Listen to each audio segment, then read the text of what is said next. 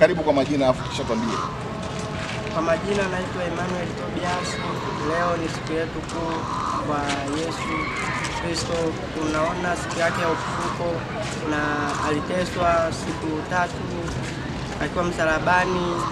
Ni siku ya 3 ndio siku ya leo ya Pasaka, akafufuka katika wafu na akapaa kwa Baba na akaketi kwa Baba mkono wake wa kuume.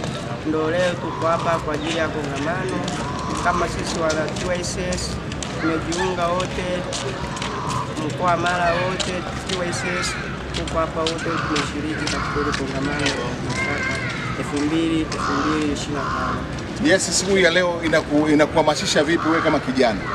Na ukiangalia siku ya leo ni muhimu sana kama sisi wa Kristo, sana wa Romani. Unaona ndo Yesu Kristo alikuwa katika wafu na akapaa akaketi kwa Baba kuume, na tunaadhimisha kabisa siku takatifu kama ya leo. Tunapaswa kuwa na ushirikiano na upendo na amani katika Bwana ili tuweze kufanikisha malengo yetu tuliyokusudia kama vijana wa 2025. Asante sana mtazamaji, tunaendelea kupata maoni ya waumini wa kanisa hili Katoliki la jimbo la Msoma, na hapa bado tuna safari ndefu. Tunazidi kuangalia kwamba ni kitu gani ambacho leo kinatendeka hapa katika kanisa kuu.